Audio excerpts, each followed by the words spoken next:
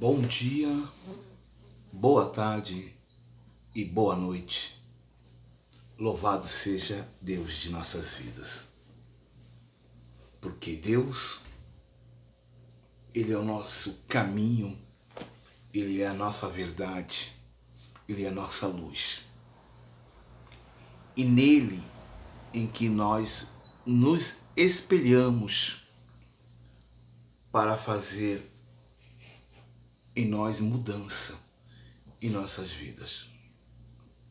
Por isso que nós devemos ser observadores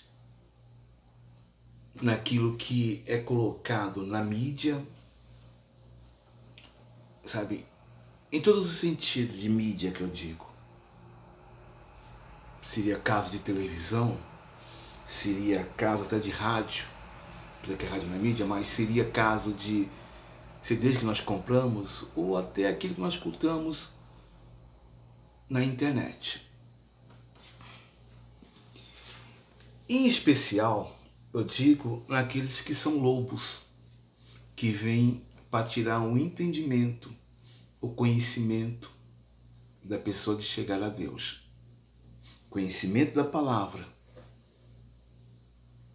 entendimento da palavra e conhecer a Deus. Porque muitas vezes, nesses locais, o assunto não é Cristo. O assunto não é a salvação. O assunto são os interesses daqueles líderes, de grandes líderes, e interesses daqueles que vão em encontro daqueles líderes. Né? Poucos são inocentes ali. Poucos sabem o que estão fazendo ali. Poucos não querem ter um mínimo contato com a palavra de Deus ou conhecimento da palavra de Deus. Buscam ser enganados e querem ser enganados e enganar. Portanto, quando o assunto é Cristo, as pessoas logo dizem: eu tenho Cristo no coração, eu sou evangélico. Mas dê duas palavras de evangelho com eles ou com ela. Não é evangélico. Hoje o assunto, irmãos, é Jesus. Que o apóstolo Paulo, em 2 Coríntios, capítulo 4, assim ele diz. Vamos ler. Pelo que, tendo este ministério, segundo a misericórdia que nos foi dado, não desfalecemos. Antes, rejeitamos as coisas que por vergonha se ocultam, não andando com astúcia, nem com falsidade, a palavra de Deus. Assim, nós recomendamos a consciência de todos os homens na presença de Deus pela manifestação da verdade. Mas se ainda o nosso evangelho está encoberto, para os que se perdem, está encoberto. Nós quais o Deus desse século, nos quais o Deus desse século cegou o entendimento dos incrédulos, para que lhe não resplandeça a luz do Evangelho. Não resplandeça a luz do Evangelho da glória de Cristo, que é a imagem de Deus. Porque nós não pregamos a nós mesmos, mas pregamos a Cristo Jesus, o Senhor. E nós mesmos somos vossos servos por amor de Cristo. Porque Deus, que disse que das trevas resplandece a luz. E quem resplandeceu que resplandeceu em nossos corações para a iluminação do conhecimento da glória de Deus na face de Jesus Cristo. Temos, porém, este tesouro em vaso de barro, para que a excelência do poder seja de Deus e não de nós. Em tudo somos atribulados, mas não angustiados, perplexo, mas não desanimado. Louvado seja Deus. O que nós entendemos para o mundo de hoje? O que nós podemos traduzir esse momento que o apóstolo Paulo fala há 2000 anos atrás, ou 3000 anos atrás, não sei o tempo certo. Mas ele fala de muito tempo.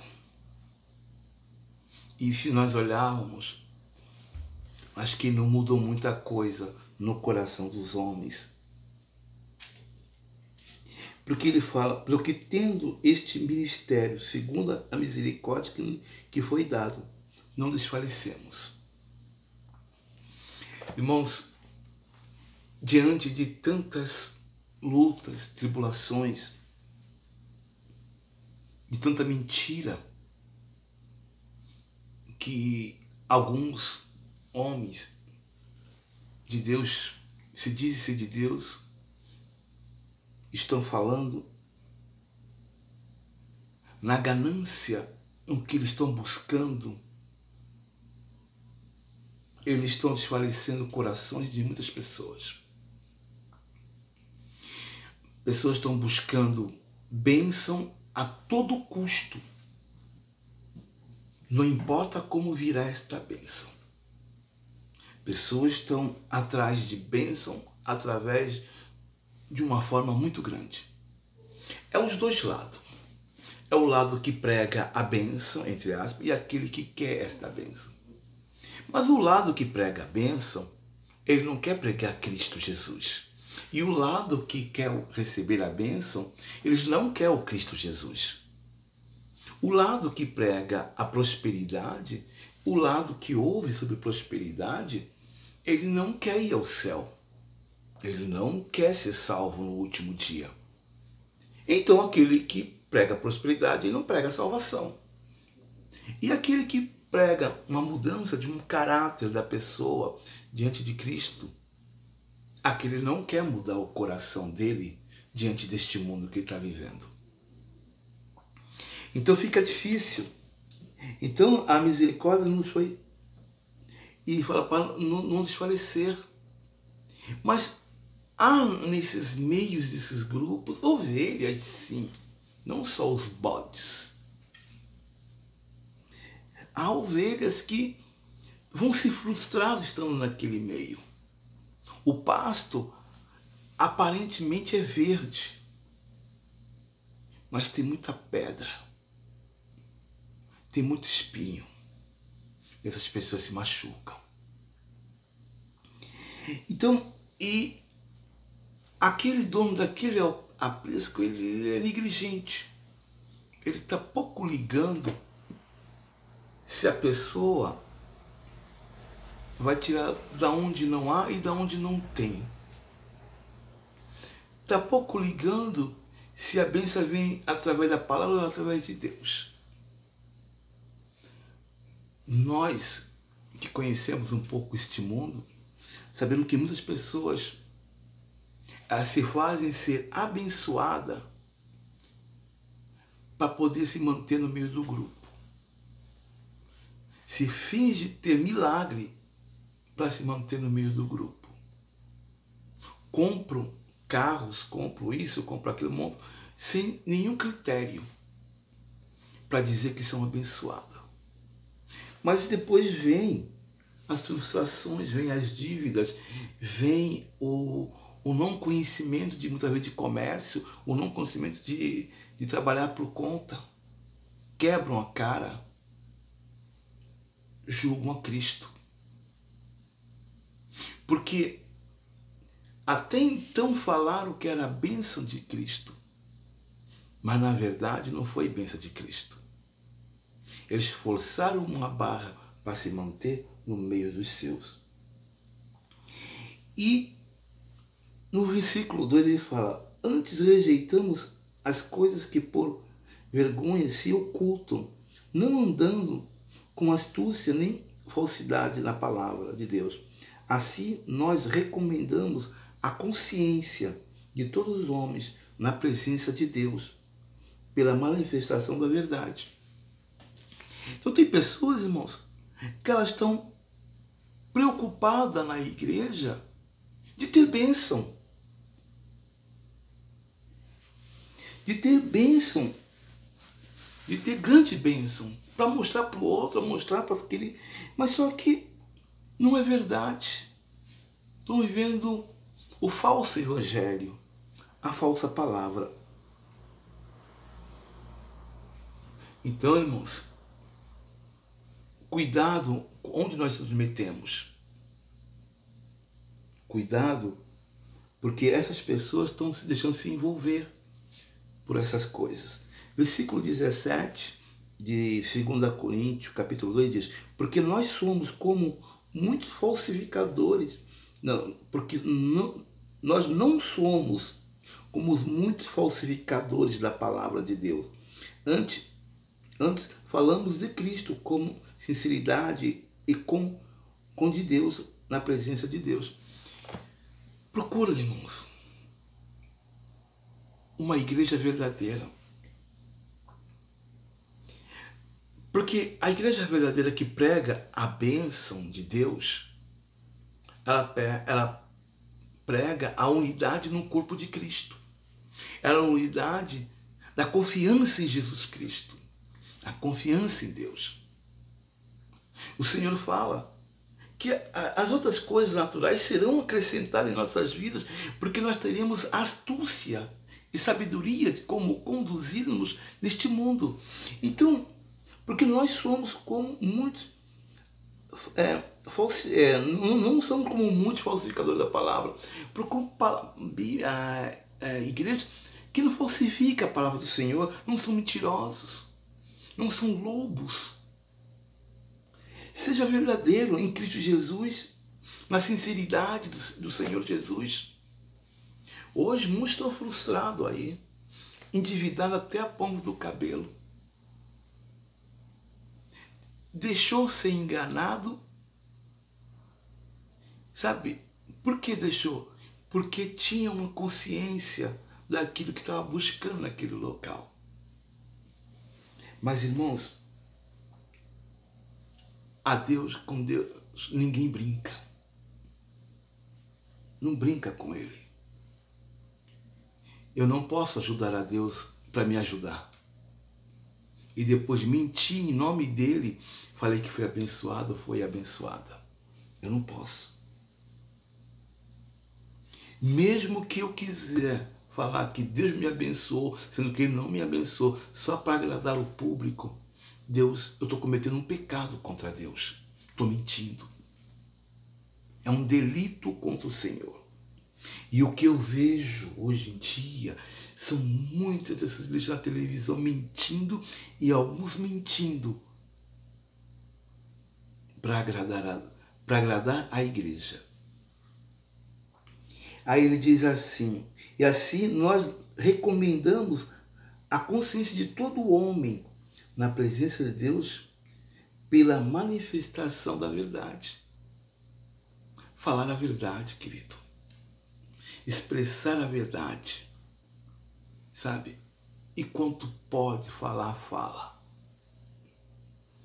Eu sei que dentro de muitas congregações, principalmente as modernas, alguns falam: o Brasil está em crise, mas na igreja não tem crise. Tem pessoas desempregadas, pai de família desempregado, mãe de família desempregada, filhos desempregados, crise dentro de casa economicamente, mas não tem crise. Se nós somos a igrejas, na minha casa eu passo a crise do país que está passando. Se fosse assim, aqueles que seguiam Jesus nem sequer é entregue na mão de Pôncio Pilatos. Mas por que? O que tem a ver com isso, pastor?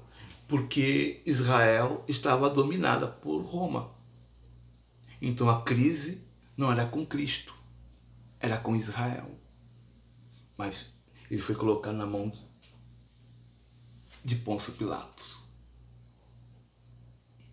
A crise, ela existe, é verdadeira. Vigia a tua casa, vigia a tua finança, mas seja dizimista na tua igreja, seja ofertante na tua igreja. Mas limita-se em ser sincero no que você ganha. Há muitas congregações, muitas igrejas, elas rejeitam o pobre.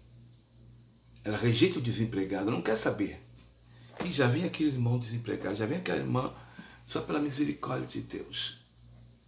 Sabe por quê? Ela não me oferta, ela não me dizima. Ela não aparenta, ela até estraga a igreja, ele até estraga a igreja com a aparência dele. Ele até estraga a igreja porque ele anda desse jeito, anda daquele jeito. Ele me estraga a igreja. Eu tenho de mostrar para o público que está vindo que a minha igreja é próspera. E aqui ele fala isso, irmãos.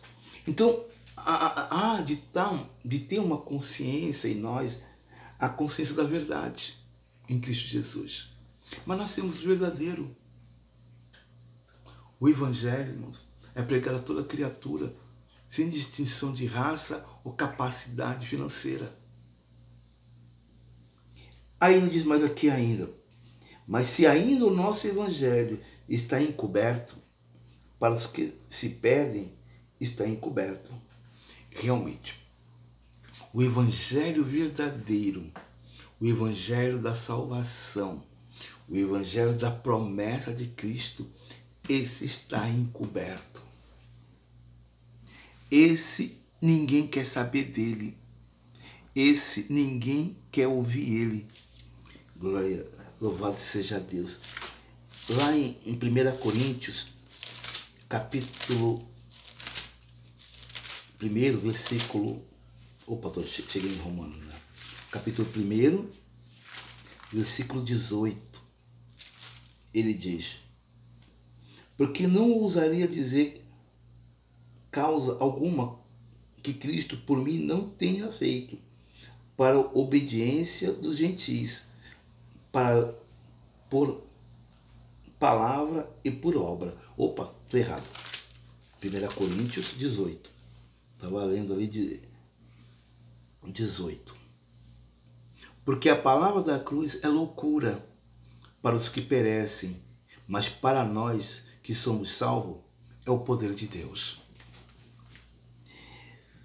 Querido, o verdadeiro evangelho aplicado, o evangelho da salvação, o evangelho da cruz, o evangelho que faz que tu terás aflição neste mundo, esse evangelho é loucura.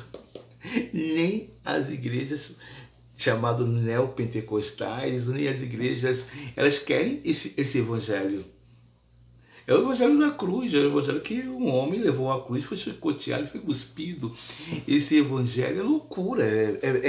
Não, tira esse evangelho do meu local aqui, porque nós vamos pregar aqui a prosperidade, sabe? Não, vamos pregar aqui o Deus que nunca existiu. Esse Deus que nunca existiu. É aquele cara que vai chegar lá, cheirar cocaína e diz que vai ter vômito da cocaína e não vai se sentir mais tão bem com aquele cheiro mais, sendo que a Bíblia fala que a gente não esqueceremos nenhum nossos pecados, porque nós seremos transformados não na nossa vida agora, mas nós seremos transformados no momento que iremos para o céu, mas no momento aqui não vamos ter que fugir da presença do mal. E quando a gente vê lá, o cara coloca lá, a cocaína, não sei de onde ele pegou, diz ele, um cigarro, ele tem vômito, e quando depois de passa um tempo, ele esquece o que ele fez. Isso é impossível, isso é o evangelho mentiroso. O que o Senhor Jesus falou para a Madalena? Olha, vai e não peque mais, ela tinha considerado o pecado. Então quando a gente vê o evangelho fácil, mentiroso, é isso aqui. Então, para muitos, o Evangelho, na verdade, é difícil de entender, é difícil seguir ele.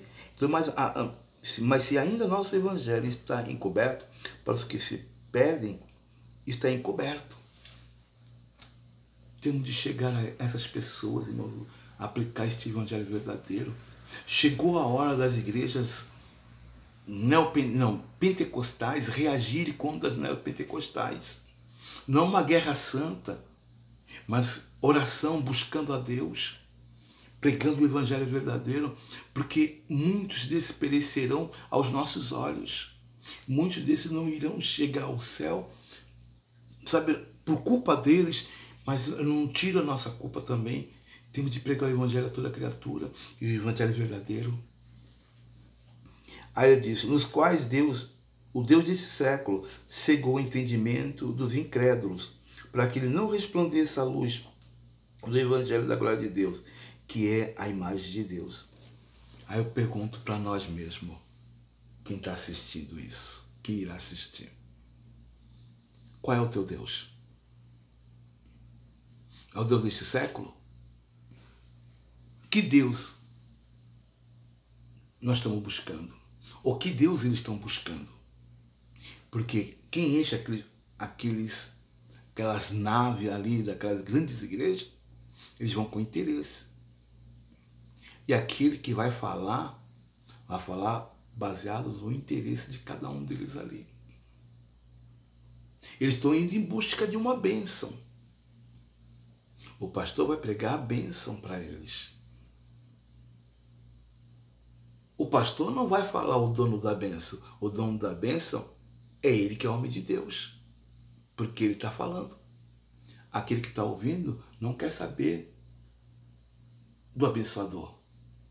Eles querem saber da bênção. Qual o Deus do século deles então? Vamos imaginar. Irmãos, o Deus do século de muitos daqueles que estão ali, e daqueles que estão falando, é aqueles que eles colocam em visão aos nossos olhos. Como diz ali em Isaías, capítulo 6. Isaías, capítulo 6, versículo 10. Olha que interessante. Isaías, capítulo 6, versículo 10. Ele diz assim, olha como o Deus do século deles cegam. Engordam o coração deste povo e endureces os ouvidos e fecham-lhes os olhos. Não vê a ver com os seus olhos, eles não vê com os seus olhos e ouve com seus ouvidos. Não.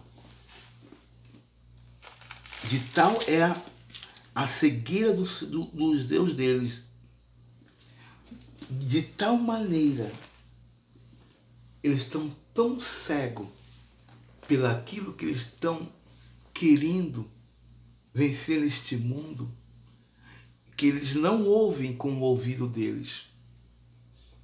Eles não vê com os olhos deles, eles vê com os olhos do homem, entre aspas, de Deus. O homem de Deus passa a visão para ele, o homem de Deus fala com ele e eles ouvem, não com o ouvido deles. É por isso que muitos entregam as suas casas, os seus apartamentos, os seus carros, até a última finança, porque eles estão ouvindo com o ouvido do homem de Deus, entre aspas, dos deuses, eu poderia dizer assim, mas não estão ouvindo com sabedoria.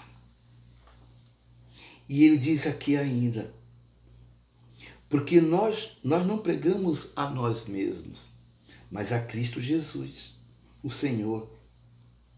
E nós somos servos por amor de Jesus Cristo. Apóstolo Paulo falou, eu não prego de mim mesmo, não, eu não prego de eu, não. Podemos dizer de eu, né? Não, eu não prego de mim, não. Eu não prego de mim. E pá, não. Eu sou a última instância que tu tem de me olhar. Ou possivelmente ouve o que eu vou falar contigo. Vou falar de Jesus. Eu falo do Salvador. Mas não olha para mim. Podemos dizer assim. Porque Paulo era pecador. Mas ele fala, o meu assunto, a minha palavra que eu falo contigo aqui é Jesus. Eu não estou dizendo de nada, eu estou dizendo de Jesus. E eu quero que vocês ouçam Jesus. Eu quero que vocês entendam que sai da minha boca Jesus. E quando vocês falarem, não fala do apóstolo Paulo. Fala de Jesus. Fala de Jesus. O que nós vemos na televisão muitas vezes? Quando eu vi o homem de Deus falar, sabe? Assim, assim, assim, assado. A referência é ele, mas não Jesus. E ele diz aqui, porque Deus que disse que das trevas resplandece a luz. E quem resplandeceu em nossos corações para a iluminação do conhecimento da glória de Deus na face de Jesus Cristo. E é verdade. Outrora nós éramos trevas. Aquele que conheceu o Evangelho verdadeiro, ele conheceu a luz. Daqui ilumina nossas mentes em Cristo Jesus. A pessoa que busca o conhecimento em Cristo Jesus, a pessoa que busca a palavra do Senhor, ela consegue sair das trevas e ir para a luz por conhecimento da palavra de Deus. Mas esse conhecimento, ele remove também as nossas vidas aqui. Ela transforma as nossas vidas, o nosso conhecimento. Quando o crente ele torna-se crente de verdade, o homem de Deus torna-se uma pessoa verdadeira de Deus, há uma mudança total no coração dela. Uma renovação, um novo ser. Só que quando essas pessoas conhecem a Deus e sabe que por muito tempo foi enganado, se revoltam contra a sua igreja e se revoltam também contra Cristo Jesus. E logo diz, eu sou desigrejado. Eu estava numa igreja, pastor, isso, aquilo, outro. Todo desigrejado. Mas ele esquece que o Senhor vem buscar a igreja. E a igreja é corpo. Corpo desgarrado, fora da igreja, não é a igreja. Então, quando o Senhor vem buscar, ele não vai buscar o desigrejado. Já começa por aí, desigrejado. Ele vai buscar a igreja. Se tu é desigrejado, tu não é de Cristo. Né? Então, irmãos, as pessoas se revoltam. Duro é trazer essa pessoa de volta, mas só com muito conhecimento da palavra de Deus para convencer aquele coração. E fica mais fácil também ter conhecimento da palavra. Diz que tem conhecimento da palavra, está no mundo, né? Aí ele fala, temos, porém, este tesouro em vasos de barro, para que a excelência do poder de Deus seja de nós, e não eu li tudo errado. Temos, porém, este tesouro de vaso de barro, para que a excelência do poder seja de Deus e não de nós. Você está entendendo? Eu posso me frustrar, lógico. Me enganei. Mas eu tive o conhecimento, o poder de Deus veio sobre mim. Então eu não vou usar de mim para me revoltar contra a palavra do Senhor e sair e virar um desigrejado. Não, querido. A comunhão faz parte dos cristãos. O corpo faz parte de Cristo. A igreja é o corpo de Cristo. Não tem outra. Não tem outro local. E ele diz, em tudo somos atribulados, mas não angustiados lá. Perplexo, mas não desanimado. Então, não podemos ficar assustados. Vou sair. Eu vou abandonar tudo. Me enganaram, me deixaram na lona. Tudo lembra que deixaram na lona porque você também quis, né? Também busca conhecer o teu erro e volta para Jesus. Porque Deus, Ele está voltando, igreja. Deus está voltando.